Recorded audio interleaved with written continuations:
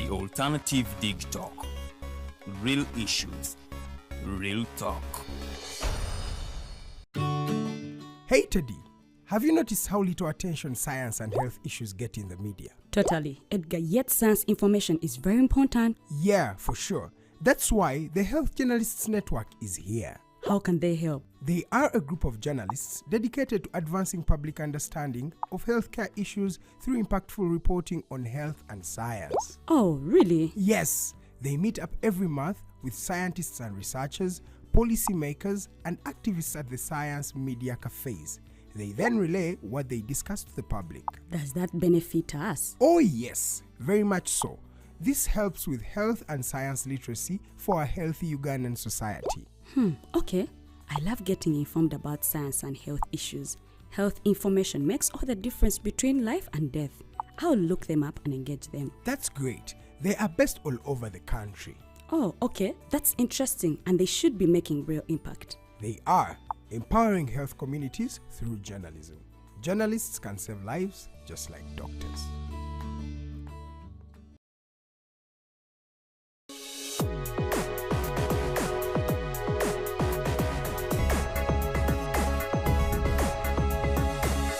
The Alternative Dig Talk.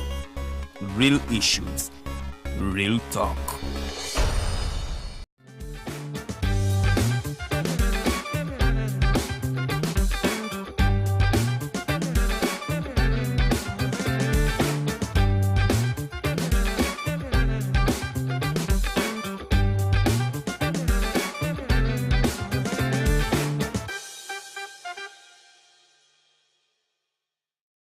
I want to suppose that our viewers are doing wonders, but also looking for keeping it digital. Every Friday, 5 to 6 p.m., we have Face the Nation as a show, where we look for opinion leaders to share with the state what their opinion is in terms of the sequence of events. Gladly today, we have a veteran human rights defender, Dr. Livingstone Sewanyana. Dr. Livingstone Sewanyana is the Executive Director of the Foundation for Human Rights Initiative.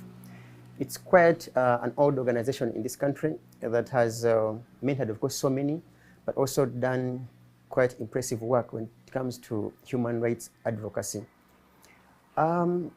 Today, we want to hear from him with his expertise, first of all, to shed for us the picture of human rights in Uganda. And Dr. Sewanyana, I will gladly ask you to say hello to our viewers, and then we shall proceed, sir. Dear viewers and listeners, we are delighted to share this space with you today. And as always, it's always a pleasure to appear on this digital platform. Thank you, sir. First things first, if you don't mind, paint for us the state of human rights in this country, given your expertise vis-a-vis the previous times, where we are and where you think we are headed to. Speaking about human rights in Uganda, one would agree with me that we have expressed some democratic reversals. In the early 90s, following the advent of the NRM government, generally there was excitement in this country in terms of freedoms of speech, expression, association and assembly, and even the right to participate in governance. As the years went by, increasingly, we seem to be a steady reversal as spaces narrow for expression, and more importantly, following the 2026 election, one could say we have experienced a serious drawback. As we recall, in the run-up to the 2026 general elections, We experienced internet shutdown. We experienced heavy deployment of security forces. We experienced harassment of opposition supporters. But we also experienced a sense of uncertainty about the outcome. And of course, that speaks volumes about our rights situation. So, looking forward, those challenges will need to be met. We have legislative frameworks that inhibit free expression and civic participation. We also experience generally a tense atmosphere in terms of political participation, but also in terms of what one may call transition. As we are aware, the NRM government has been in power for 40 years, and one wonders how far they can go. But beyond that, and more importantly, putting aside civil and political rights, we also needed to look at social and economic rights. The level of service delivery in terms of access to resources, in terms of poverty eradication, in terms of quality education, housing. I think Uganda still lags behind so many countries. So we experience high levels right now of unemployment, especially of the youth. Much as we churn out a lot of graduates each year, we experience high levels of poverty, despite programs that government has brought, like parish development model, Myoga and the like. We experience very poor public infrastructure in terms of roads, heavy traffic, congestion, and poor health service delivery, including poor educational facilities, particularly those run by the state.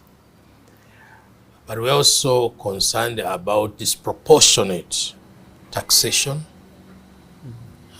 as well as sometimes what one seems to experience, a growing culture of corruption within the political and public ranks. So looking at both civil and political rights, as well as economic, social, and cultural rights, one would argue that all is not well.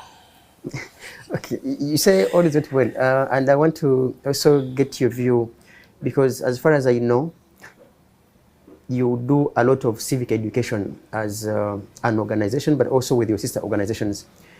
Looking at your performance now as a bigger sector, not Foundation for Human Rights Initiative, do you think you have done enough, first of all, to educate citizens? Because you mentioned poor infrastructure, corruption, to mention but a few. But there is the government, which is supposed to be put in check. There is you on behalf of the citizens, and then the ordinary citizens. Have you done, as a sector, your role? And you're like, we have done our best. I think it's now up to the citizens. We can never do enough because the demand is overwhelming. But on the other hand, we need to be mindful that our role is complementary. It's the duty of the state to empower its citizens and to provide. So in terms of civic empowerment, much as we know these roles are provided for in the Constitution, to the Electoral Commission, Uganda Human Rights Commission, there's still much more that needs to be done. Going by the outcome of the elections, as you know, two things were very pronounced during the recent elections. One, we experienced the lowest voter turnout in our history. That was unbelievable. But two, in terms of the elections, I think we still experienced the highest invalid votes ever recorded in our election, which again speaks volumes about the level of civic empowerment and also interest in these civic exercises. But beyond that, the institutions that have been charged with the duty of providing both civic education and electoral-related education, they are yet to do what they're supposed to do. Quite often they argue that they are not well resourced. So we as citizens organizations, we could have done more, but the space has been very limited. It continues to narrow, and the funding also continues to decline. As we recall, for example, in the run-up to the 2016 general elections, one would agree with me that organizations, civic organizations, did their best. Yeah. We held very many campaigns, Topoa. Yeah.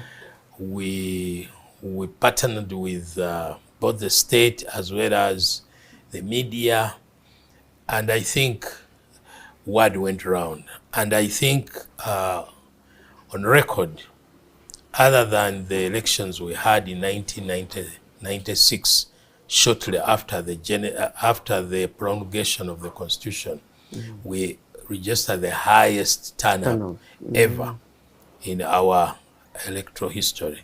So that means that we could do more, and if that continued, I would imagine that we would even do better. But the challenge is, since those elections,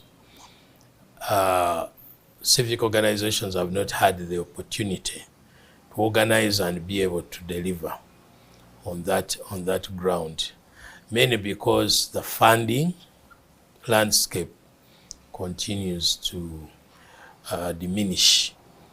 As we know, ever since DGF left the scene, there has hardly been any meaningful funding to NGOs.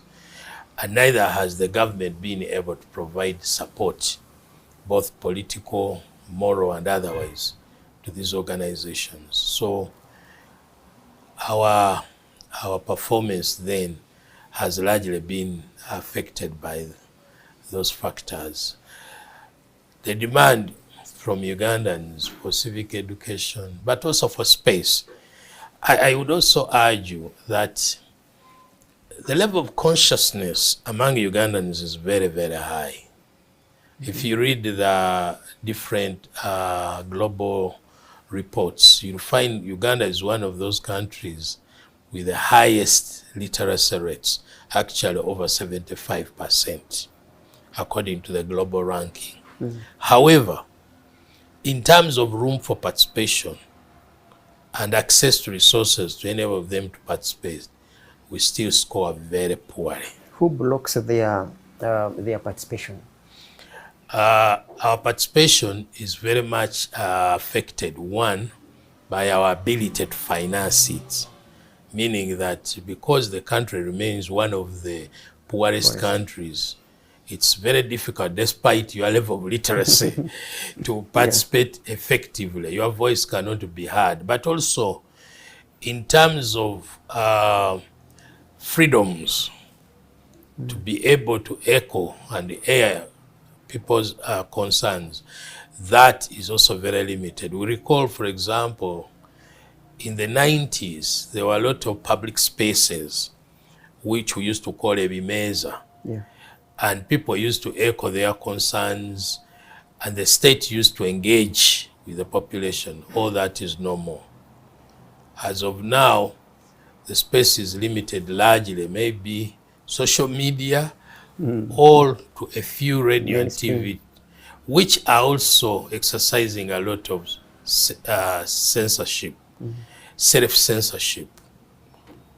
They hardly actually allow very vibrant engagement. save a few, but even those I would say are not really very, very pronounced, like Capital Gang. Yeah. Those are very few. Frontline, they're still very few, and they don't really enlist as many voices as possible. So the state has not created that enabling environment for people's participation to be enhanced. Neither have we had the capacity at an individual level to be able to expand those spaces. Thank you, Dr. Sewanyana. Now, going by what you have explained, why do you think state would shrink such spaces? I think it's a very interesting... Could it be for fear of extremism from our end as citizens, that, no, look, you ought to be guided, you ought to be, put to order? What do you think state would? I think there are two things here one has to consider. One is the nature of the state. We describe the Ugandan state currently as a weak state. What do you mean a weak state? A weak state is that one that relies a lot on use of force. A strong state is that one that relies a lot on people's voices in decision making. They will argue we have parliament with over 529 MPs. It's not about quantity, it's about quality. So states which are called rights respecting societies are strong states. States that rely a lot on use of force, for example, the military, are weak states. So one, the nature of the state. Number two, the level of service delivery. If you are unable to offer services that satisfy the public, you become fearful of the public. So you cannot actually allow them too much space, because that will work against you. For example, if your roads are bad, your delivery of health is poor, your educational services are still poor, there is still a lot of corruption in the public sector, and then you find yourself in a situation where there is generally dissatisfaction with the state. The tendency of that state is to narrow the space, because if it doesn't, then it is an enemy of its own. You are fond of engaging different stakeholders. In your engagements, do you mention this to the powers that be, that look, there is need to open space, or you consider being at the extreme, state at the extreme, and also citizens on their own? When you provide complementary services like we do, it's very important to engage the state, because the state is the enabler. It's called the enabler. Without it, you can't do anything. So we engage different organs of the state, the judiciary, parliament, local government, mention it. We do identify these challenges, and there are areas where there is progress in terms of cooperation. But still, it is not enough. For example, we work closely with the judiciary in providing legal aid services and ensuring access to justice. But still, prisons are overcrowded. There is a high case backlog, despite the innovations. So it's still work in progress. We engage with Parliament on legislation, but still we have draconian legislation that requires to be reviewed. We engage with the local government, but local governments claim they only receive 70% of the national budget, and therefore they cannot deliver. So at the end of the day, despite these effective partnerships, we still cannot forge the progress we need in order to enhance not only the spaces but the delivery of services. So I think there is need for more proactivism on the part of the state. It needs to address some of those areas where there seems to be a lot of spillage of resources. For example, one of the biggest challenges for the Ugandan state is the debt burden. Uganda faces increasingly a high debt burden and has to service that debt. But the question is, what caused that debt? If borrowing is not a solution to the problem, then one has to think carefully about the solution. Why do you continue to borrow when it's not providing you the solution? 2, priorities in budget allocation. Too much money goes to politically related expenses. The parliament which we are talking about, the oversized executive, and other related institutions. We still, as a government, it needs to prioritize those areas which would contribute to improvement of public welfare. More money needs to go into education, into health, into road infrastructure, into areas that actually would improve the plight of the people. Apparently, more money seems to go into areas that are really politically driven. And I think that is one area which remains gray. It's a real gray area in terms of how the state prioritizes its expenditure. But also, they are not sufficiently investing in commercialized agriculture as well as industrialization. If you look at developed countries, what they have done are 3 things. 1, they ensure that they invest highly in areas that contribute to improvement of public welfare. So health and education is key. Number 2, they invest in areas that increase economic opportunity. That means more money goes into industry, more money goes into commercialized agriculture. Then 3, they also invest a lot in leisure. Because leisure is a service, but that service can improve people's welfare. You find countries like the UK, aside from industrialization and agriculture, you find a lot is in terms of service delivery. The air industry, the shipping industry, all of this is service. They call it service.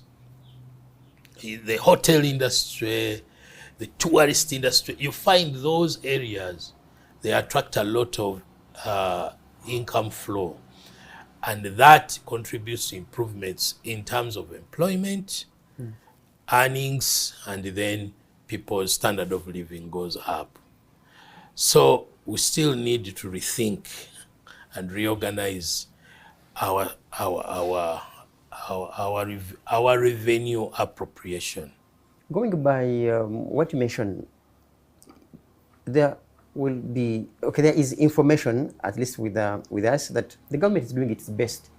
And to tell you, it has done the Myoga, it has done the wealth creation, of course, has done the youth livelihood fund, to mention but a few. Don't you think they are trying to do something, or you have an otherwise opinion? You see, if you look at the different programs that government has come up with, it's high time that there is a review of whether those programs are really making a difference. Because by now, a majority of the population should have actually improved their welfare. But government also acknowledges that poverty is on the rise. So where is the missing link? The missing link may be that those programs are not well suited to the nature of requirements that our society has. that we need to go back to the drawing board. There have been accusations that those who actually receive this money are not the best the suitable. They are not the poorest of the poor who needs to have more access and better access. It seems to go to the same people all the time, which doesn't change the status quo.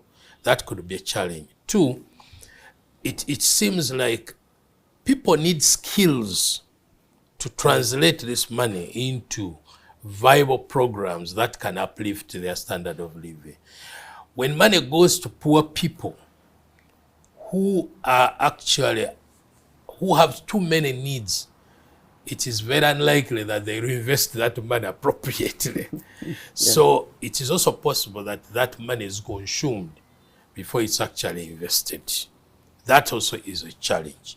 So you're already looking at the target group needs to be rethought, the purpose needs to be rethought, and maybe one may need to go back to the model of cooperatives, the real traditional cooperatives, because this is an agricultural country.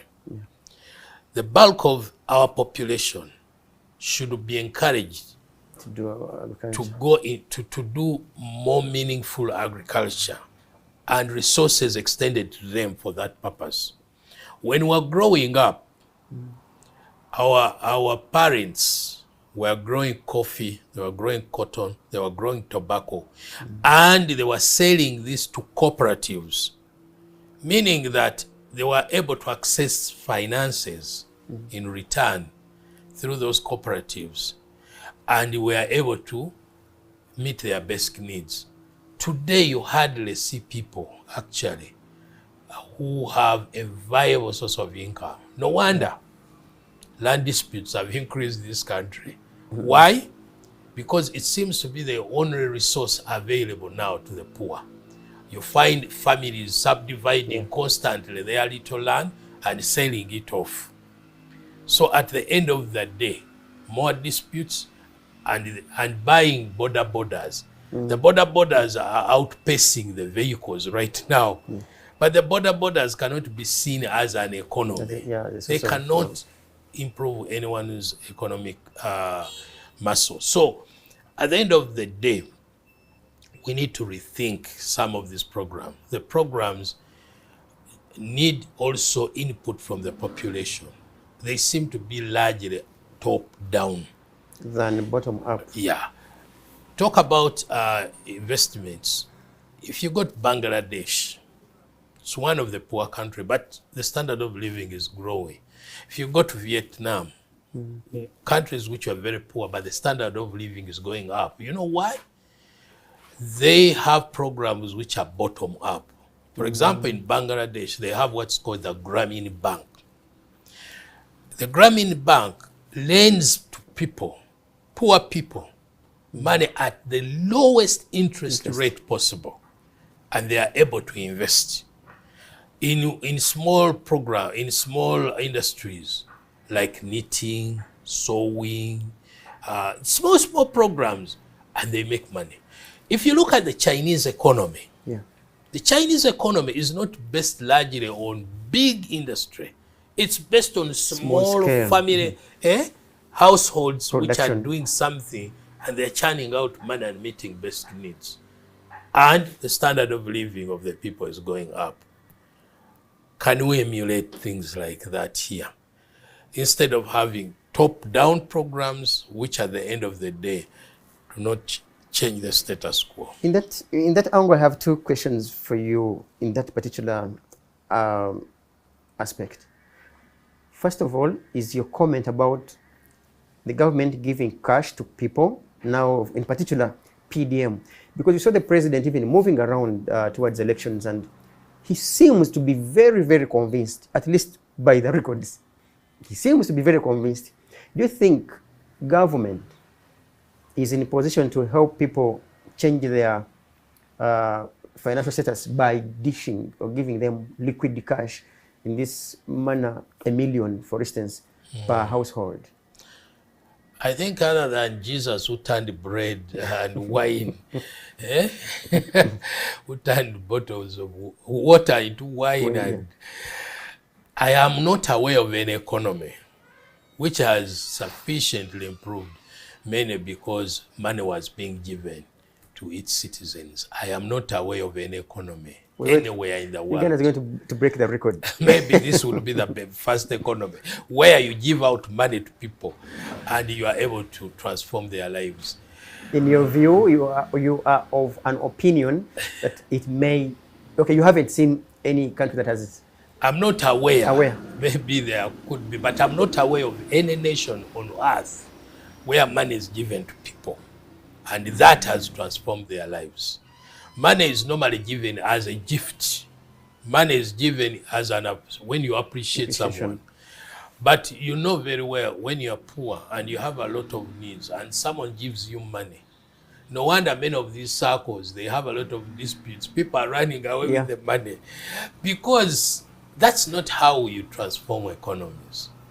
You can only transform an economy through initiatives of people where, investments are made and, of course, profits are made and they are regenerated, reinvested. That is how communities are improved.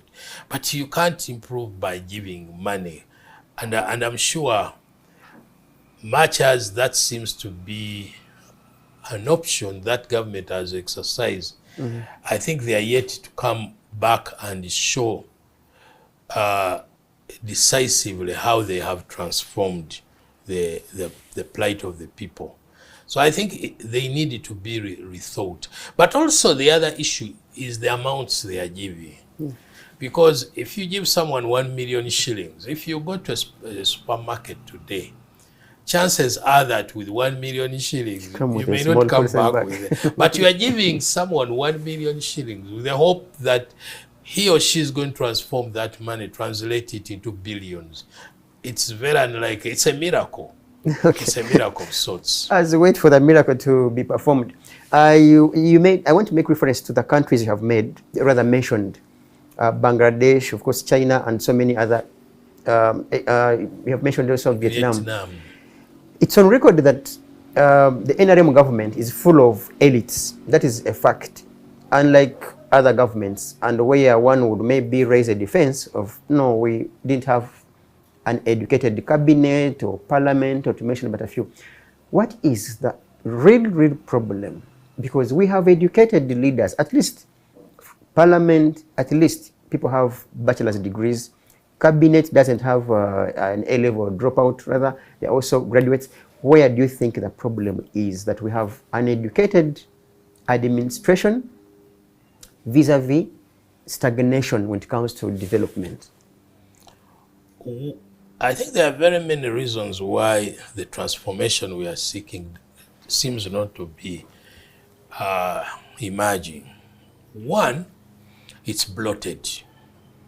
Much as it's already a bloated public infrastructure, it's too bloated. So much of the money goes to themselves. First of all, the money is not actually going down to the people. It is used by them. Despite that they are knowledgeable and exposed and so on, they are taking biggest chunk of the money meant for societal transformation. Why? I mean, if you look at parliament, you look at the executive, it's already too bloated to make sense. I think America, Trump's cabinet, when it sits, I'm sure you have seen, may not be more than 25. Even neighboring republic, Kenya, may not have more than 25 ministers. How many do you have? How many? I mean, and then you get into even ministries, there are you find one ministry having 5 ministers. I mean, they are all taking the money meant for improving our livelihoods. So one of the biggest problems is not that they are not educated, knowledgeable, and exposed. One of the biggest problems is that you have a bloated apparatus which consumes, I would say, I think they consume 60% of what is meant to go to the population. And you can see what they are doing. Look at the fleet of vehicles they have. Look at everything is too much into lavishness. So they are consuming, which is not the case elsewhere, whether in the UK, US. Actually, I think we have a model in this country which other countries should understand, because there is nowhere I am aware where you have this type of bloated public setup. I mean, you find someone, just one minister going with 5 vehicles. The president of the Republic of South Africa, one of the richest countries, because I've been there, has only 1 vehicle, police vehicle following him. I was there and I've noted. Seriously, like 2 vehicles, 1 lead car and 1 police car, lead car. That is all. The Prime Minister of England does not own a plane.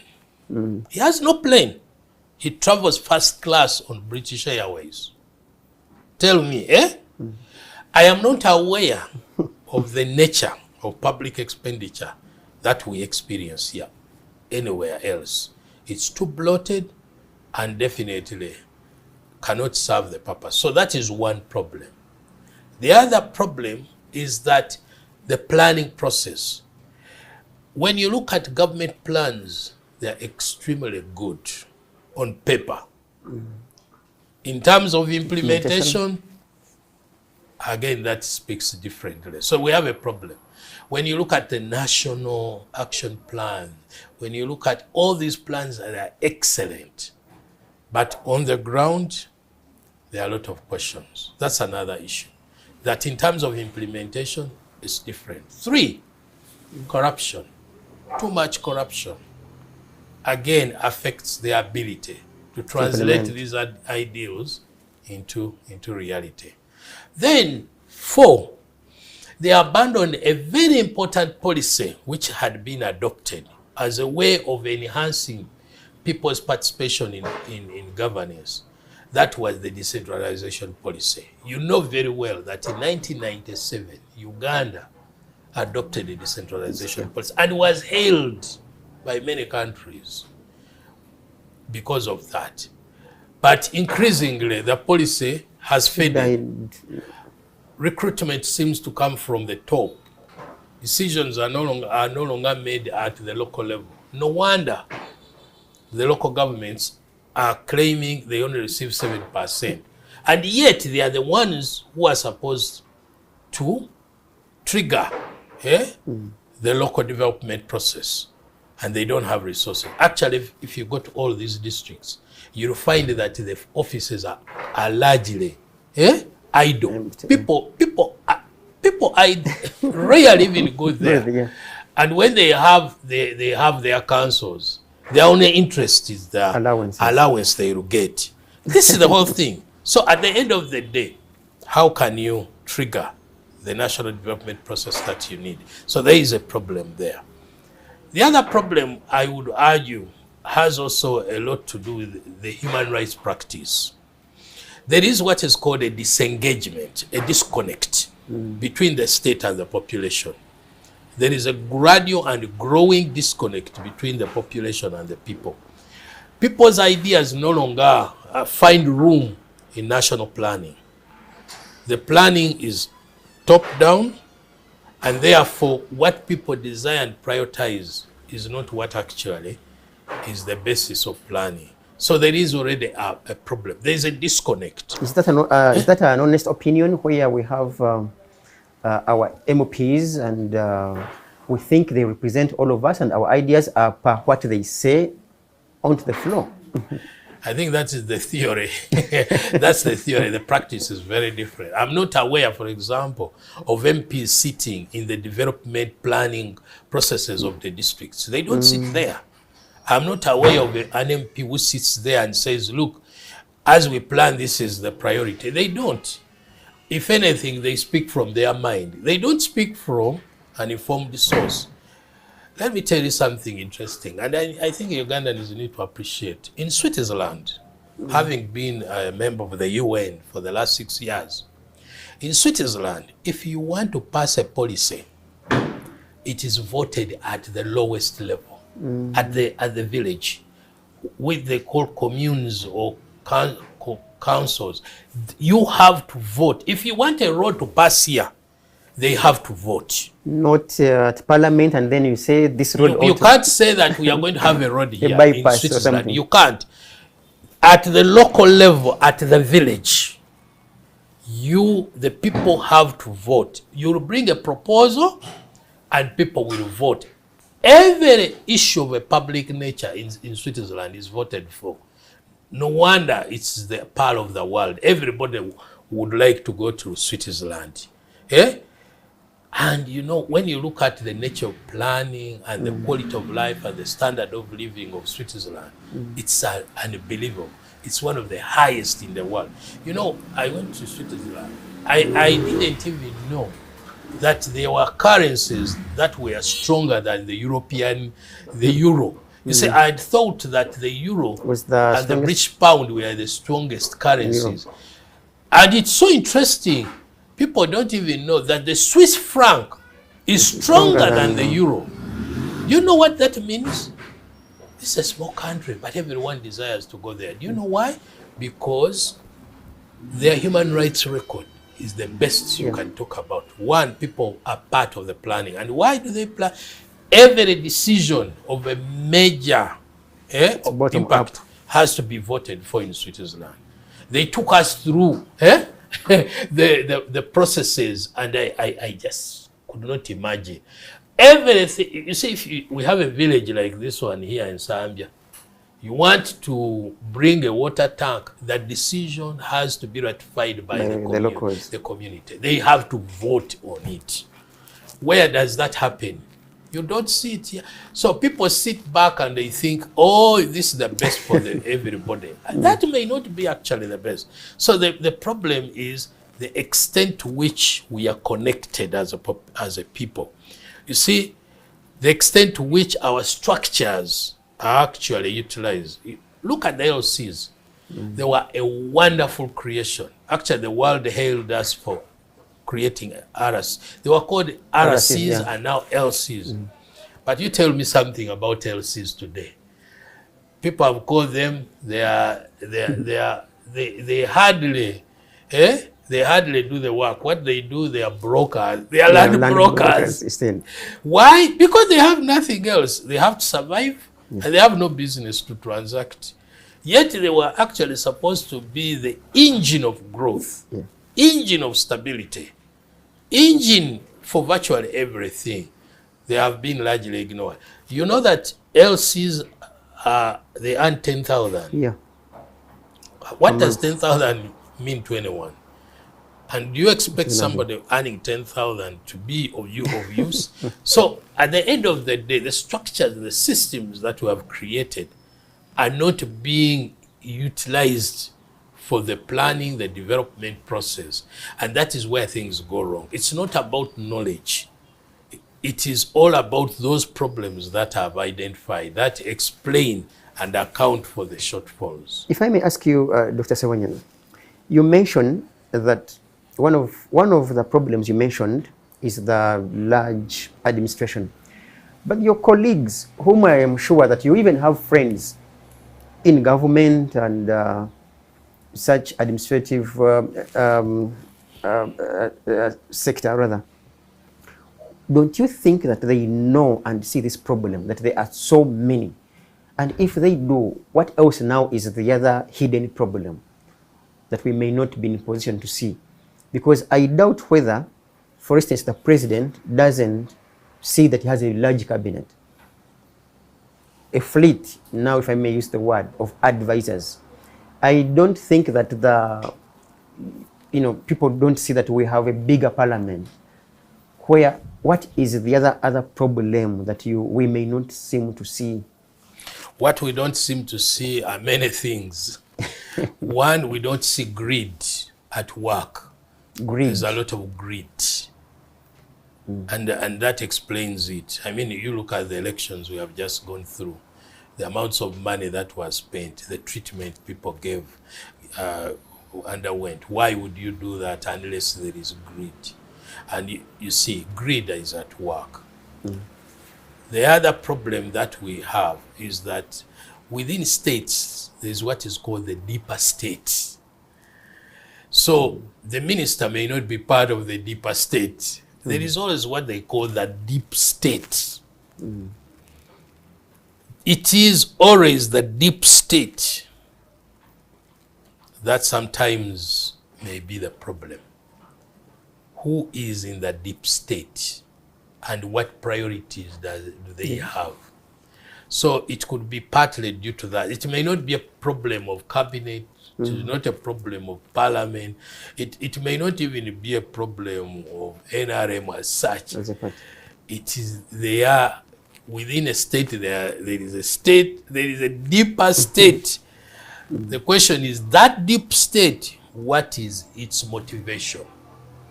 We have to look at that. Then, of course, our ability to counter the state as a people, citizens. Okay. As citizens, we have very limited ability to counter the excesses, largely because of our history. We are a traumatized society, and that is important. If you study the history of this country, you realize that this society, the Ugandan society, is highly traumatized because of what we have gone through. So many of us have lost relatives, many of us have lost friends, many of us.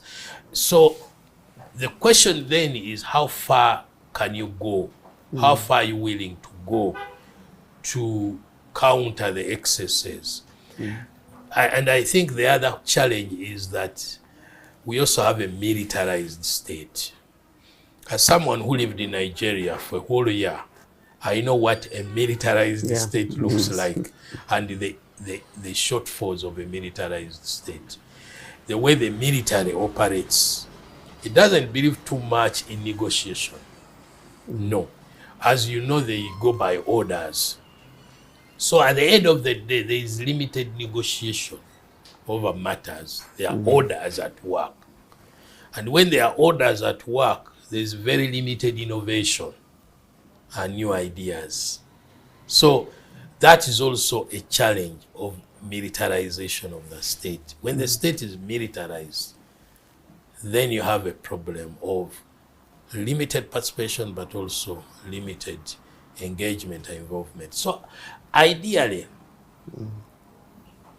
you could mean well, but your structures cannot offer you that opportunity.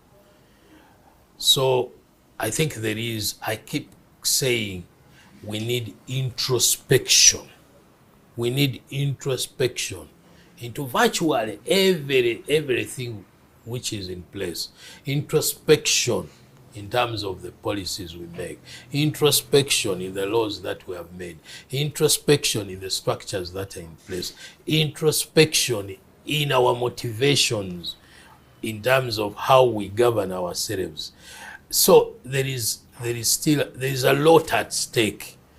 And however well-intentioned, however well-meaning you are, because of those deficits, call them bureaucratic deficits, you cannot actually achieve the intended objective. It becomes very difficult. Okay. In our remaining minutes, you mentioned Uganda is a traumatized country. How do we heal from such a state to now a literally harmonious country with happy people? How do we One way of dealing with that is dealing with the deficits I've mentioned. You deal with the deficits.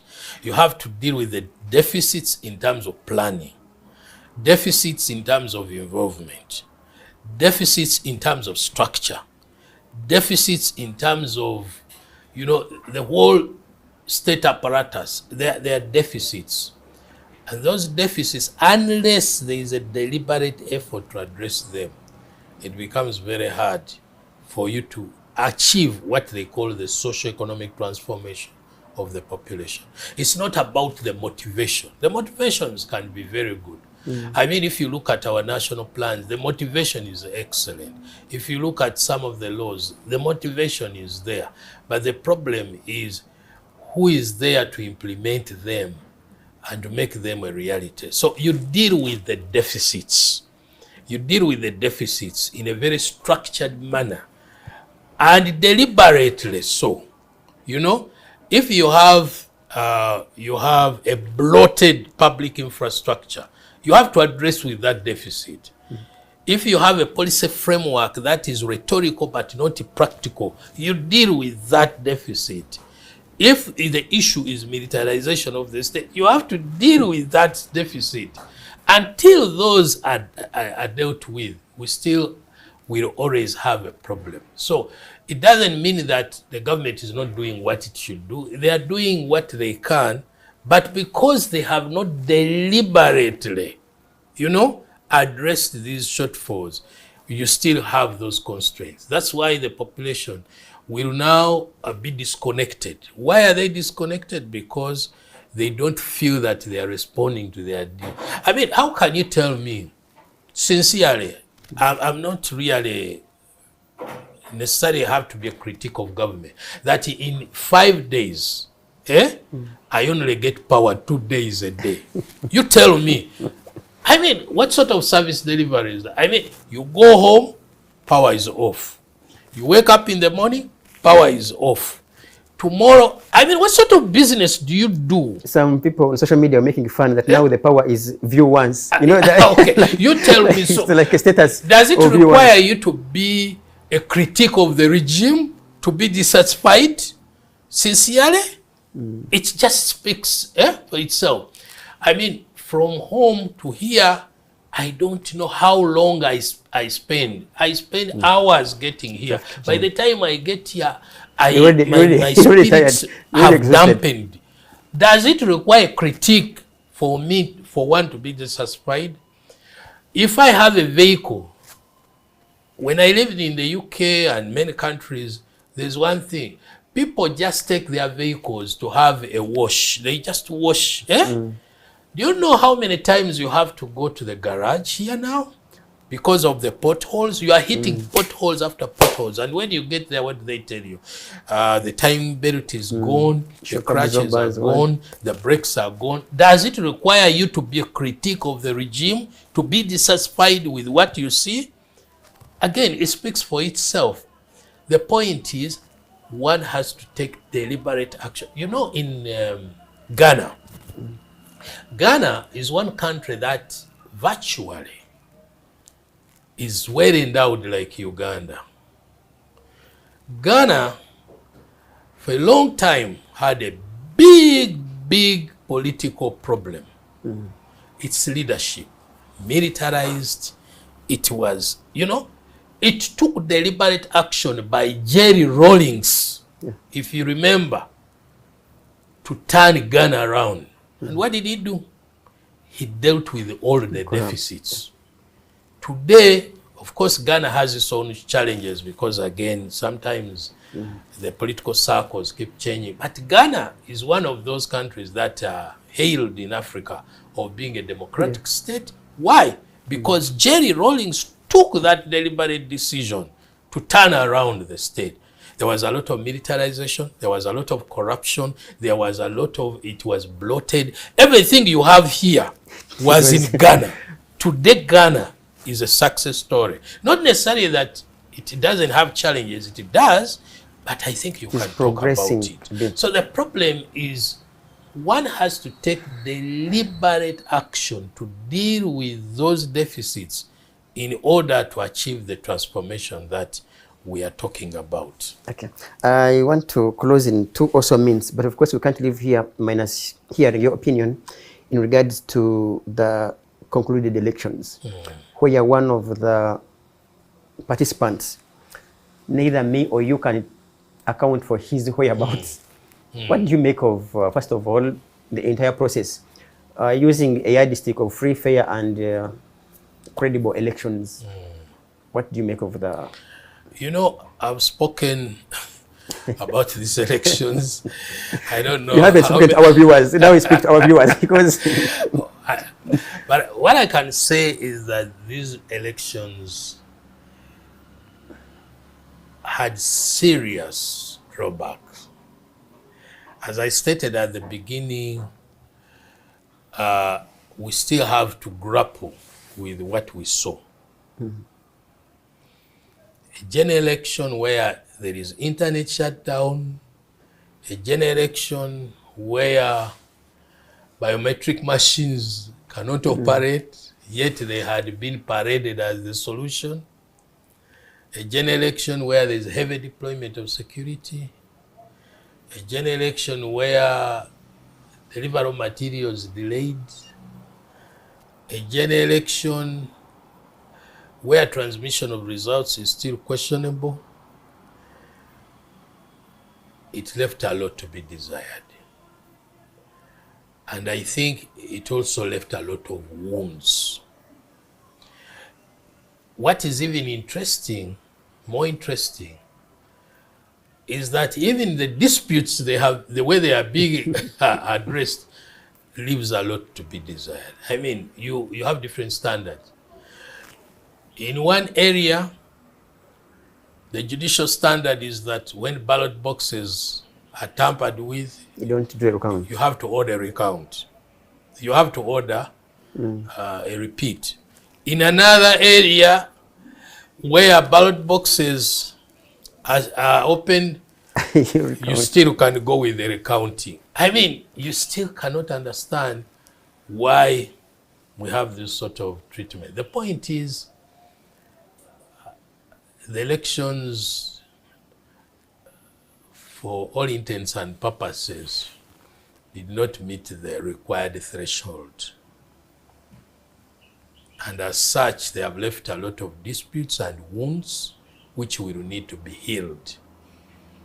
And at the end of the day, I think it will be a role of Parliament now. Parliament will need now to seriously address itself to the shortcomings. Because one, if you recall, in the case of Amama Mbabazi versus Yorim 7 versus 2016, the Electoral Commission, the Supreme Court came out clearly with the with recommendations. on areas that we really need to address in order to improve our electoral process. Little, if anything, has been done. Now, given the experience we have just gone through, I think it is incumbent upon the new Parliament to discuss and deliberate on the desired reforms before the 2031 general elections. If they don't, then we are going to have a repeat of the same. Okay. Our viewers, we've had Dr. Sewanyana's point of view. We hope that you make sense out of every single bit that he has mentioned. And of course, to our dear Parliament, we know in May you'll be sworn in, as a function of Parliament, a new Parliament. We hope that these ideas, as mentioned by Dr. Sewanyana, are considered. But also to ask you that maybe, as a sector, you look forward to maybe putting on paper your recommendations, maybe to the new Parliament. Who knows? The new Parliament may listen to you. Yeah, but you see, as civil society, we made our recommendations. They are already there. If you remember 2016 general elections, when we had SION, the Citizens Election Observer Network, we published a report, a comprehensive report on what needs to be done to overhaul the electoral process. There is what is called the Citizens Compact. It is there. Even the Electoral Commission itself has made recommendations to Parliament on what needs to be done. So even the Minister of Justice also issued recommendations on what needs to be done. The Supreme Court has issued recommendations. Actually, they have too much. It is already there in black and white. They only have to get it out of the desk and debate it and enact the necessary laws to govern the different aspects of the electoral process that need to be improved. Okay, our viewers, we can't add anything for now. Like lawyers say, I have nothing useful to add. So thank you, Dr. Sewanyana, for your time. Catch you, our viewers, some other time. I sign out.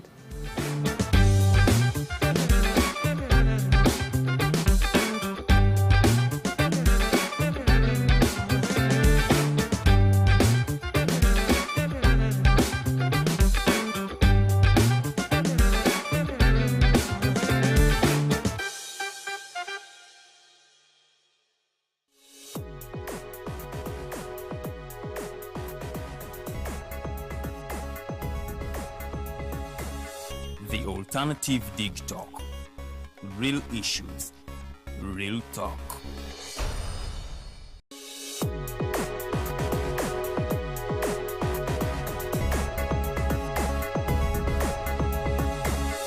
The Alternative Dig Talk. Real issues, real talk.